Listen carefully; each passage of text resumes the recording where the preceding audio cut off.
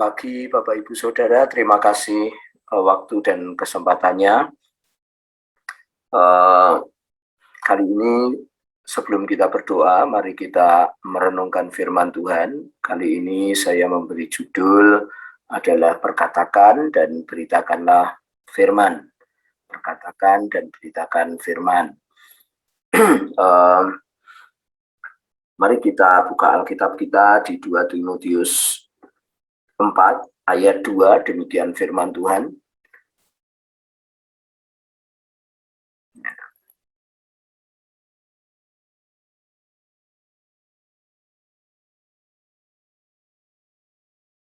Ya. 2 Timotius 4 ayat 2, beritakanlah firman, siap sedialah baik atau tidak baik waktunya, nyatakan apa yang salah, tegurlah dan nasihatilah dengan segala kesabaran dan pengajaran. Bapak Ibu Saudara yang saya kasihi, ini firman Tuhan sangat indah, sangat bagus ya. Diberitahukan kepada kita supaya kita memberitakan firman, siap sedia baik atau tidak baik waktunya. Gitu. Nah, kemudian bukan hanya itu, Alkitab juga mengajari kita apapun waktunya, siap sedia, baik tidak baik waktunya, nyatakan apa yang salah dan tegur, nasihatilah dengan segala kesabaran dan pengajaran.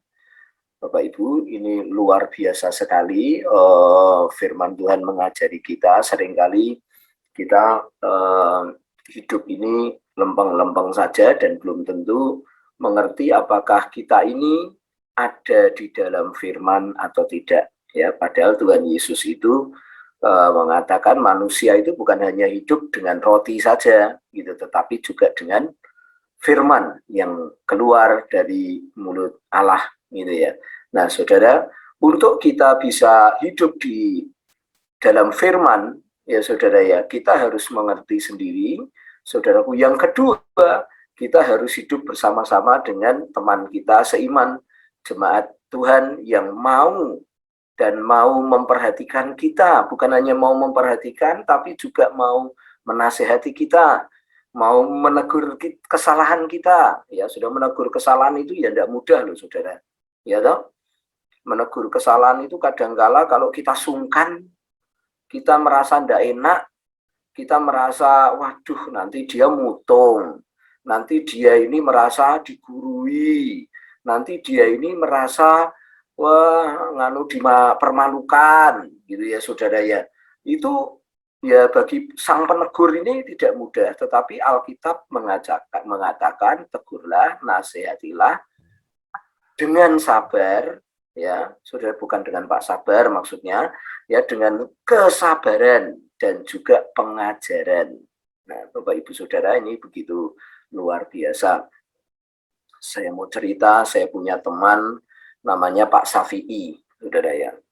Nah, Pak Safi'i ini, saudaraku, dia seorang yang mengerjakan kayu dan besi, saudara ya. Nah, kemudian dia pasang status, saudara ya, pasang status bahwa dia menjual segala aset-asetnya, gitu, karena dia ditipu orang. Nah, kemudian saudara, kemarin saya sempat sampaikan, itu juga dombanya Tuhan yang di luar, gitu. Saya sempat datang ke dia, lalu saya mengatakan firman Tuhan kepada dia. Saya berikan satu pengajaran bahwa Tuhan itu baik, Tuhan itu akan mengangkat kita, Tuhan itu akan memberkati kita. Nah, saudara ya. Lalu saudaraku, dia melihat bagaimana Tuhan itu baik, saudara. Nah,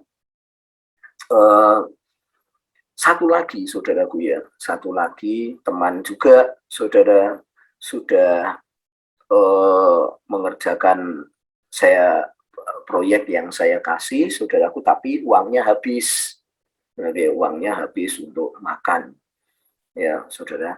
Kemudian, wah, saya menegur, saya menasihati. gitu. Dan di situ betul-betul saya itu mau marah, tetapi firman ini berbicara harus sabar dan dengan pengajaran. Gitu. Karena orang itu bukan orang seiman dengan kita, jadi harus dengan sabar, dengan pengajaran. Apalagi pada waktu saya temui saudaraku, dia ini baunya itu bau alkohol gitu ya saudara ya. Nah, tetapi harus dengan sabar dan dengan pengajaran. Saya bilang sama dia, saudaraku ya, kebenaran-kebenaran firman, saudaraku ya, yang harus saya sampaikan. Karena dia hidup, saudaraku, hanya dengan daging.